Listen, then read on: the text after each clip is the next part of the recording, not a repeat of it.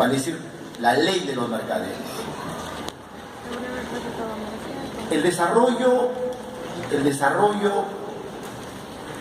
rápido de nuestras instituciones económicas y comerciales, ¿no?, muy vertiginoso, ha obligado una transformación de las instituciones jurídicas a efecto de poder regular en forma más eficiente esa nueva concepción económica que se da en el mundo.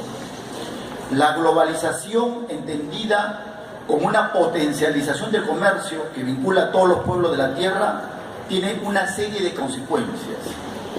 Determina comportamientos o nuevas formas de comportamiento de los grupos sociales o los grupos que los tenemos cercanos o anexos, y con ello pues van cambiando las formas de conducirse en el comercio internacional.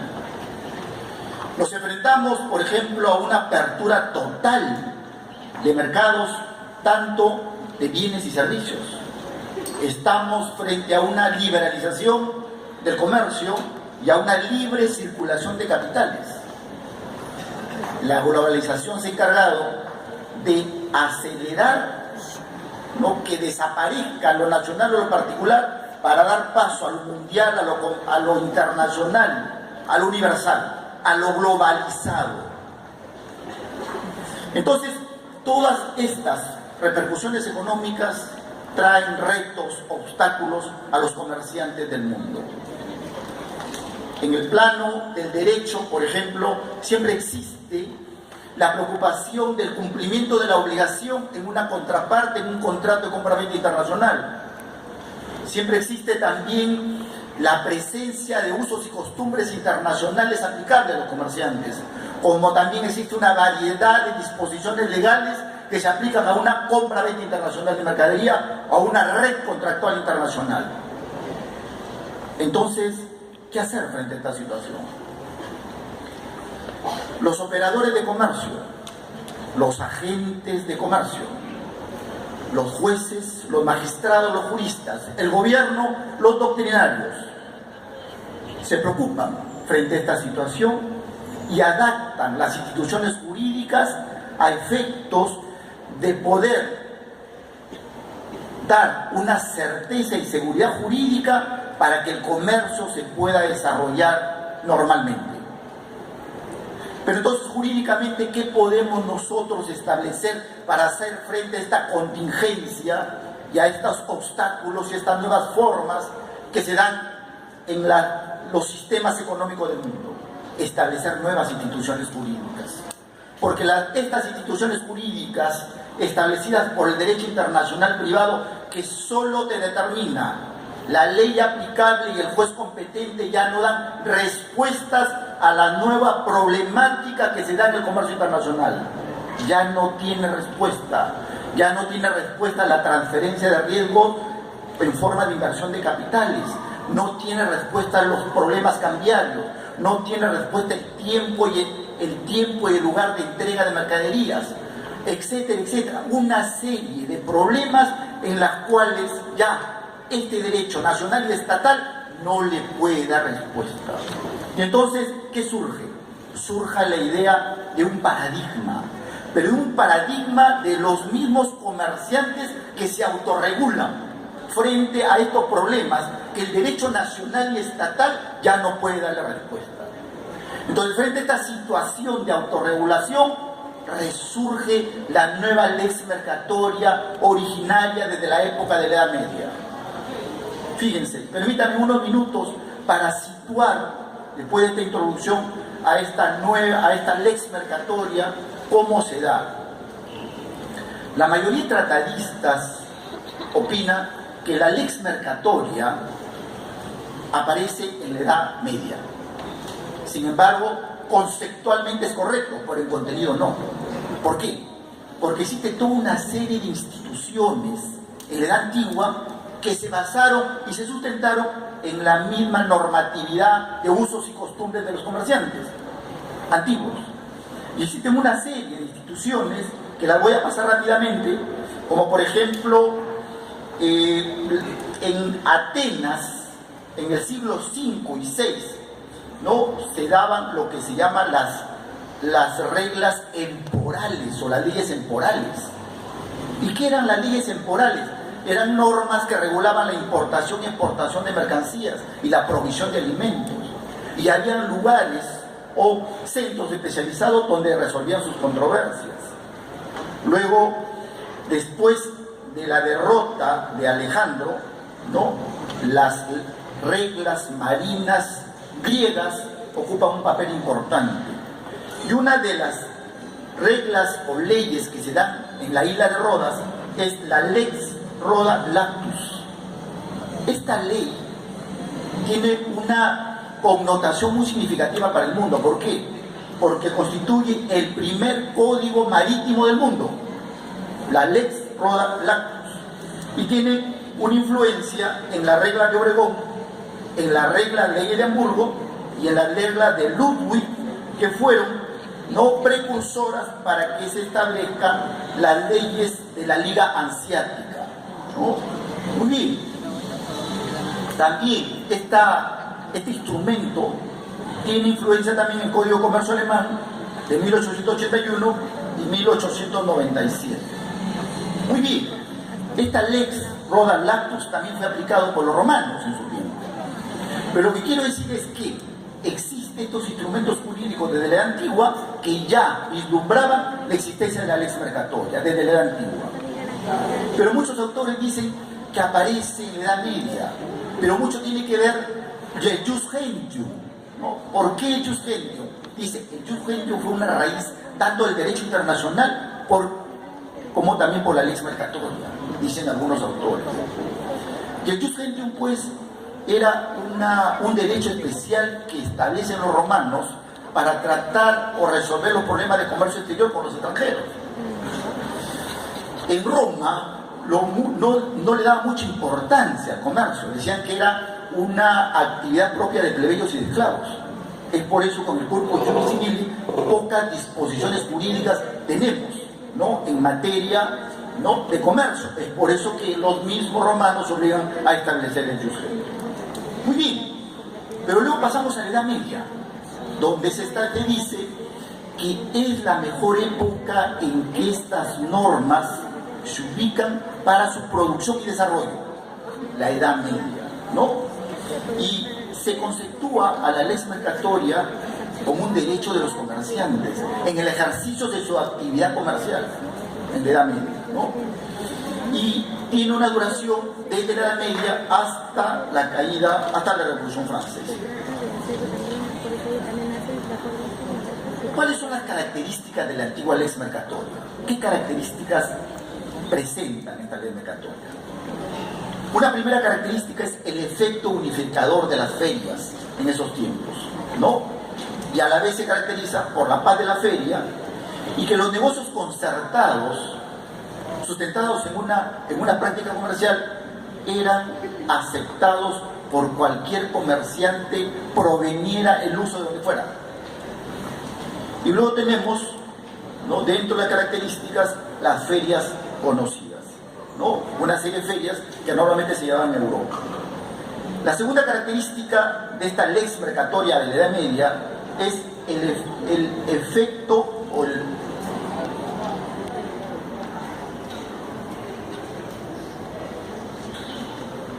la universalidad de la regla de mar, ¿no? La universalidad de la regla de mar.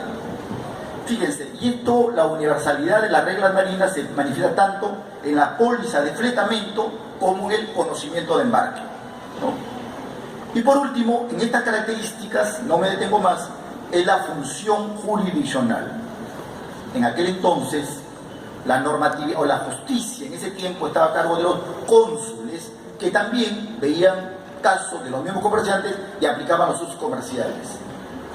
Pero estas cortes, dirigidas por un cónsul, tenían efectos extraterritoriales y se establecen, por la cantidad de divergencias y controversias que habían, se establecen dos tipos de cortes: las cortes de las medias lenguas y las cortes de los pies polvorientos.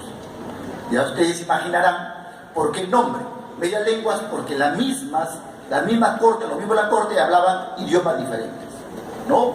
Y los pies polvorientos porque bajado del buque y tenían controversias en cuanto a sus mercancías, directamente se dirigían a esas cortes y le daban soluciones rápidas, ¿no? Entonces, estas son las características básicas de una lex mercatoria medioeval. Pero luego del medioevo pasamos a la edad moderna, y donde se da lo que se llama la consolidación de los estados. Y cuando se da la consolidación de los estados, ya el derecho pasa a tener una intencionalidad de codificación de todos los hechos. Y ahí la lex mercatoria es incorporada a las leyes. Vale decir, hay una codificación de la lex mercatoria. Entonces, prácticamente, en la edad moderna, ya la ley mercatoria es superada y es codificada. Ya es ley expresa. Estos son los antecedentes. Antigua, medioevo, ya moderna, y ahora pasamos a lo que es la edad contemporánea, que es lo que nos interesa, que es la nueva lex mercatoria, ¿no? Es la nueva mercatoria. ¿Cuál es la precisión conceptual que podríamos darle a esta nueva lex mercatoria? Fíjense, hay muchas definiciones, pero ¿cuál es la que podríamos nosotros tenerla como una precisión conceptual? Se dice que es el conjunto de principios generales y de reglas de costumbre espontáneas, elaboradas dentro del marco del comercio internacional, constituyendo un sistema supranacional, independiente y autónoma del derecho estatal. Entonces, así se define a la lex mercatoria, la nueva lex mercatoria. ¿Cuáles son sus características básicas de esta nueva lex mercatoria que responde como un paradigma a los nuevos problemas del comercio internacional?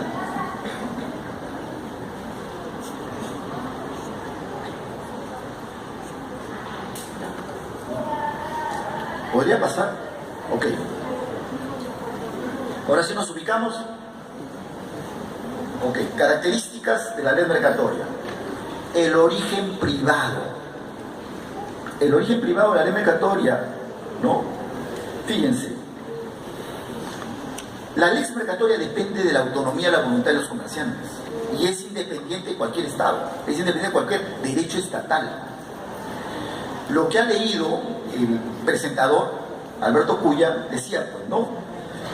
La lex mercatoria durante muchos siglos ha sido un conjunto de normas o de reglas internacionales sustentadas en los principios de la comunidad económica de los comerciantes, ¿no es cierto? Eso es lo que cabe decir. La fuente de la lex mercatoria no es el derecho estatal. La fuente de la ley mercatoria no es el derecho internacional. La fuente de la ley mercatoria radica en la decisión y en la conducta de los comerciantes al querer regular sus actos comerciales. En eso radica la fuente de la ley mercatoria. Las prácticas y usos de costumbre deben ser creados por la misma sociedad, por la misma comunidad de los comerciantes. ¿Podría pasar? La siguiente característica es la autonomía, ¿no?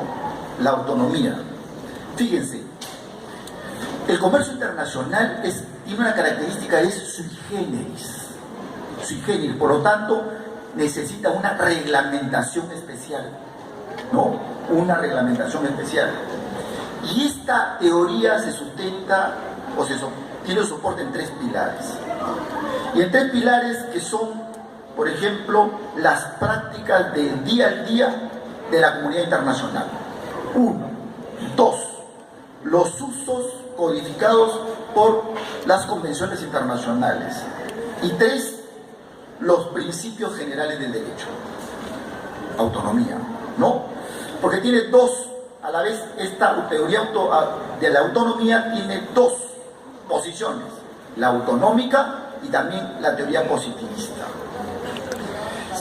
¿Qué dice la teoría positivista? Dice, la ley mercatoria no tiene ningún tipo de autonomía. No tiene autonomía. La ley mercatoria va a tener vigencia en la medida en que los estados le hagan un reconocimiento incorporando su texto a las leyes, a la legislación. Solo así puede tener vigencia. Por tanto, no tiene autonomía, ¿no? Esta teoría es sustentada por uno de los padres de la lex mercatoria, del estudio de la ley mercatoria, que es un inglés, Cliff Shutoff. Ahora, frente a estas características, ¿cuáles son las expresiones de la nueva ley mercatoria? ¿Podría pasar? Miren,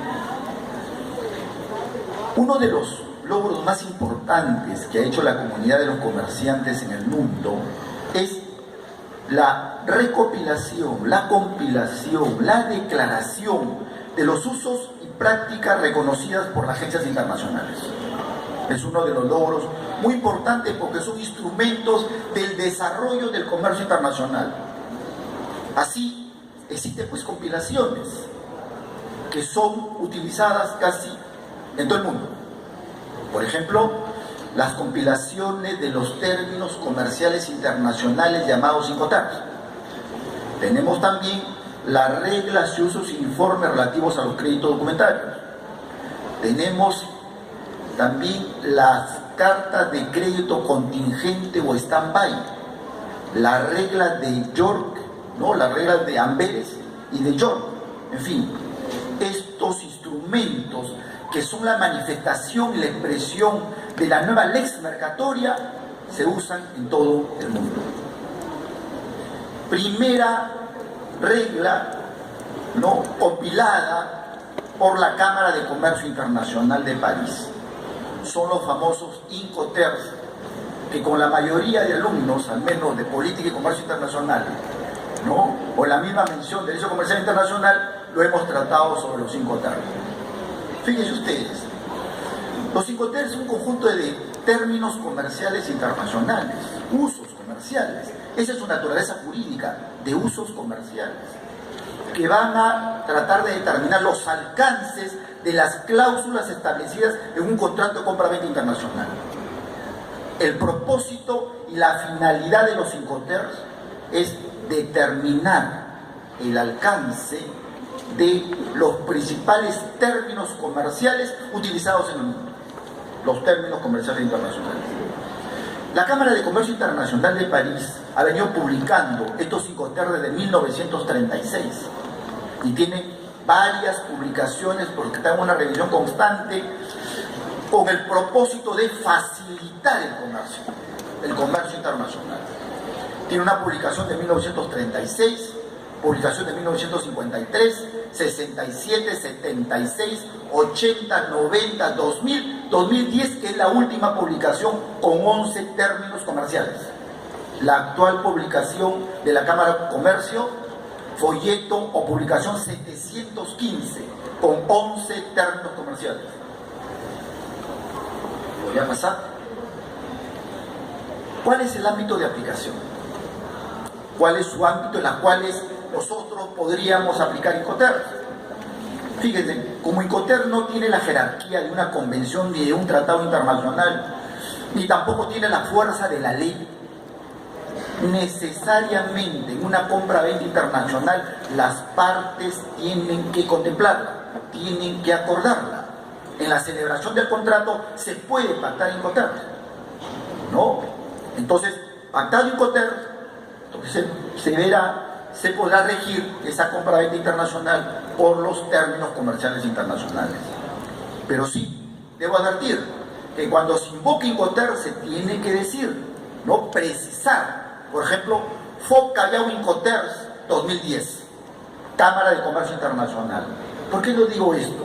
Porque si no lo precisan así, entonces no estamos hablando de Incoterms. Es más, el Código de Comercio Uniforme de los Estados Unidos de Norteamérica, ¿no?, en su apartado 2, ¿no?, en su capítulo 2, apartado 219 y 220, hace una interpretación codificada contrario a los Incoterms publicados por la Cámara de Comercio Internacional.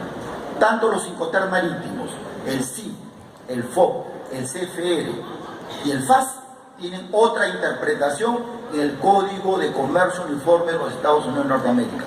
De tal manera que si hacemos una negociación con un norteamericano y no contemplamos con precisión que es Cámara de Comercio Internacional, entonces prácticamente Estados Unidos, o el vendedor o comprador de Estados Unidos, podrá alegar que debe regularse por su Código de Comercio, ¿no? Entonces se tiene pues que tener la precisión.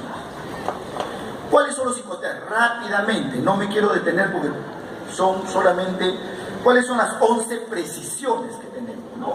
Y dentro de las 11 precisiones tenemos, por ejemplo, la primera, el SWOT, en fábrica, en almacén, en plantación. El vendedor entrega la mercadería cuando la pone en esas instalaciones, en fábrica, en almacén, en plantación.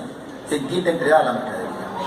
Incoterms, ¿qué se va a establecer? ¿Qué se va a definir en Incoterms? Se define la transferencia de riesgo, los gastos y costos que va a tener vendedor y comprador, tanto en el costo de la mercancía, ¿no?, en el transporte internacional, en el flete internacional, en tramitar la documentación y en las formalidades aduaneras. Basta estas siglas de Incoterms y se entiende cuáles son las obligaciones del vendedor y cuáles son las obligaciones del comprador. Decía SWOT, SWOT, ¿no?, cuando la mercancía es entregada en oficina, almacén, plantación, depósito. En los términos F tenemos el free carrier, el franco acostado del barco, FAS y FOB, entregado sobre la borda del buque.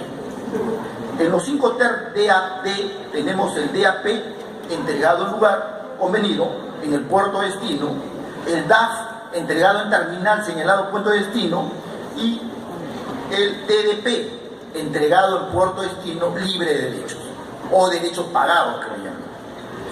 Luego tenemos el CFR, costo y flete, ¿no? El vendedor se encarga pues del flete hasta el puerto de destino, pero el riesgo se transmite cuando te entrega la mercadería al primer porteador. El CIF, costo, seguro y flete. La mercancía debe ser entregada en la borda del buque. CPT, transporte pagado hasta. El vendedor se encarga del transporte hasta el puerto de destino. Y CIF, transporte y seguro pagado hasta. El vendedor se encarga del transporte del seguro indicando puerto de destino. Hay toda una serie de significados y que están establecidas por un manual que ha publicado la Cámara de Comercio Internacional, que tiene aproximadamente 300 páginas, en las cuales ahí se establece, ¿no?, las obligaciones de vendedor y de comprador. No tenemos más tiempo y pasamos a la siguiente manifestación y expresión de la nueva Lex Mercatoria. Nos estamos refiriendo al crédito documentario o las reglas UCP, ¿no? Fíjense, estamos hablando de una publicación de la Cámara de Comercio Internacional, publicación 600, que está referida a las reglas y usos uniformes relativas al crédito documentario. Publicación 600 de la Cámara de Comercio Internacional de París, ¿no? Bueno, históricamente fueron utilizados por los mercaderes londinenses en el siglo XIX. O sea, ya en el siglo XIX fueron utilizados por comerciantes ingleses. ¿Qué es el crédito documentario? ¿Qué es una carta de crédito? Que lo utilizan gran cantidad de comerciantes. Si bien es cierto que su utilidad o el uso no ha sido precisado en el mundo, también es cierto que tenemos datos en los cuales estos créditos documentarios o cartas de créditos son utilizados en los contratos de compra-venta internacional por un monto de 3 trillones de dólares anuales, ¿no? Eso es lo que 3 trillones de dólares anuales que se utiliza estos créditos documentarios por los comerciantes mediante la intermediación de las entidades financieras como un medio de pago internacional. Entonces, ¿qué es un crédito documentario? ¿Qué es una carta de crédito? Una carta de crédito no viene a ser sino un instrumento que contiene un acuerdo en las cuales el banco, por orden del comprador, por orden e instrucciones del comprador, se compromete a pagar al vendedor, exportador, contraentrega de ciertos documentos dentro de un plazo establecido y con el cumplimiento de las condiciones establecidas en el crédito documentario. Eso es una carta de crédito. Hay una publicación 600 de la Cámara de Comercio donde establecen una serie de reglas uniformes por la cual se regula el crédito documentario. Su principal, podría decir, ventaja de este crédito documentario es que le da seguridad, certeza de que todas las condiciones establecidas en el contrato de compra-venta internacional, ¿no?, van a ser cumplidas. Todo lo establecido en el contrato de compra-venta internacional van a ser cumplidas. Ahora, las reglas USP, ¿no?, que es, creo, las nuevas denominaciones que se le da a los créditos documentarios, costumbres y reglas comunes para los créditos documentarios, reglas USP, ¿no?, es una publicación revisada en el año 2007 y tiene como propósito, ¿no?, reconocer el avance y desarrollo de este instrumento en todo lo referente al sector bancario, de transportes y de seguros.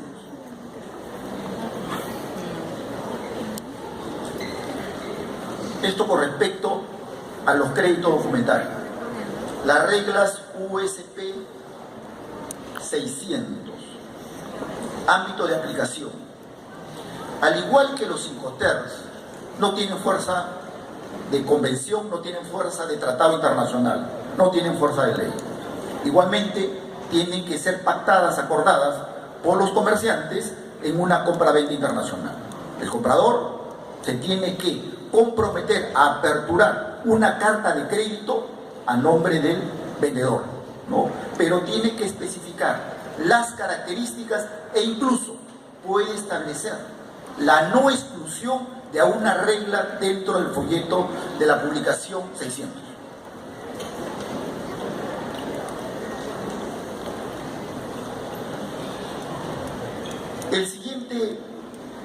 La siguiente nueva lex mercatoria tenemos, podría pasar, las reglas ISP 98 para las cartas de crédito contingentes o stand-by, ¿no?, que es prácticamente, inicialmente estaba incorporada en el crédito documentario, pero ahora tiene su independencia por la gran cantidad de uso que tienen los comerciantes, que hacen los comerciantes de este instrumento en el mundo.